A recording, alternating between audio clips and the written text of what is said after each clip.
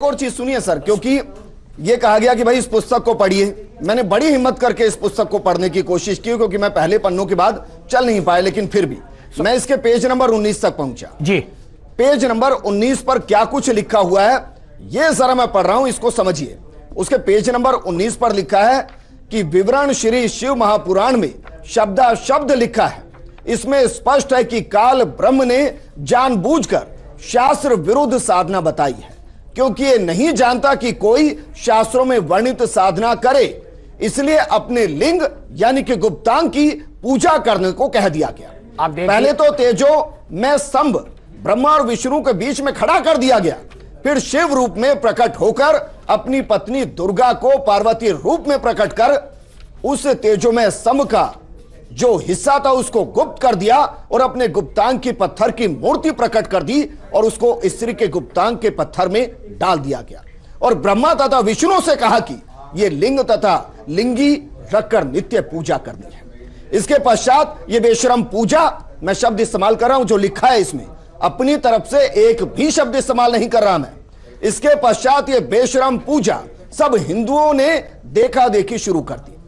आप हैं जिसमें मंदिर में शिवलिंग को देखते हैं, उसके चारों तरफ स्त्री इंद्री का चित्र शिवलिंग प्रविष्ट होते दिखाया गया है, और यह पूजा काल ब्रह्मा ने प्रचलित करके मानव समाज को दिशाहीन कर दिया। वेदों तथा गीता के विपरीत साधना की जा रही है, यह इसके अंदर लिखा हुआ है। बाल मुकुंदाचार्य जी, इस विवरण को पढ़कर कैसा लग रहा? सोलंकी जी, बहुत मन आहत है, क्योंकि अब तक ऐसा रहा है कि शास्त्र जो अध्ययन किए हैं, वेद वेदांत पढ़ा है, वो तो कभी भी ऐसी चर्चा नहीं करते न इस प्रकार की बातें लिखते। ये जो भी रामपाल जी सज्जन है, इस समय तो ये एक बड़ी यात्रा में है, सभी को पता है, और ये कहीं ना कहीं इनके कर्म का ही दंड है। जिस प्रकार के कर्म कर रहे हैं वैसा दंड भगवान इनको प्रदान भी कर रहे हैं। शिवलिंग की पूजा अर्चना साइंस भी है, विज्ञान भी है, और शिवलिंग का जैसा भी कौशलेंद्र जी ने कहा कि संस्कृत की भाषा में उसका भावार्थ समझाया, व्याकरण की माध्यम से भी समझाया, तो इनको तो समझाना भी मूर्ख कहते हैं कि ज्ञानी को भी बोलना बेकार है और अज्ञानी को बोलना भी बेकार है। तो इनको क्या बोले और क्या समझावें। अगर ये थोड़ा सा भी शिवलिंग पूजा का विज्ञान समझ लेते तो ये ऐसी भाषा नहीं लिखते। शिव महापुराण के अनुसार शिवलिंग क्या है, देखिएगा। विद्वेश्वर संहिता भाग 1 अध्याय 6 श्लोक 27 से 30 तक। नंदिकेश्वर बोले, हे वत्स, सुनो मैं तुम्हारी प्रीति से कहता हूँ। पूर्व काल में जो पहला कल्प था, जो लोक में विख्यात है, उस समय महात्मा ब्रह्मा और विष्णु का परस्पर युद्ध हुआ था।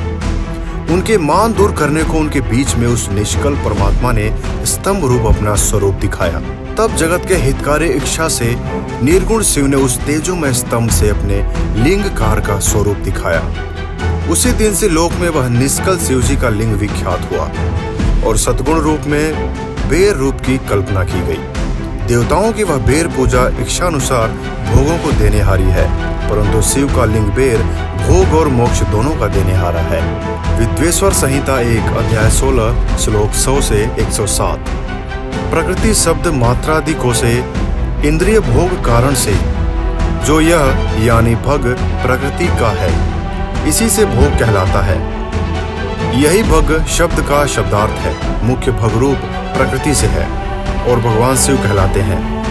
भोगदाता भगवान ही है और भोग देने वाला दूसरा कोई और नहीं है। भगवान भग के स्वामी हैं, भग कहलाते हैं।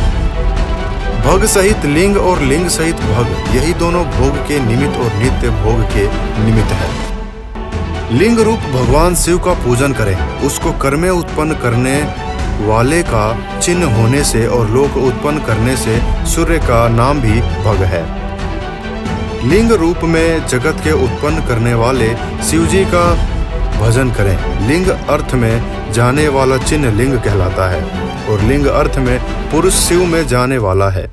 शिव शक्ति के चिन्ह के मिलन का नाम लिंग है।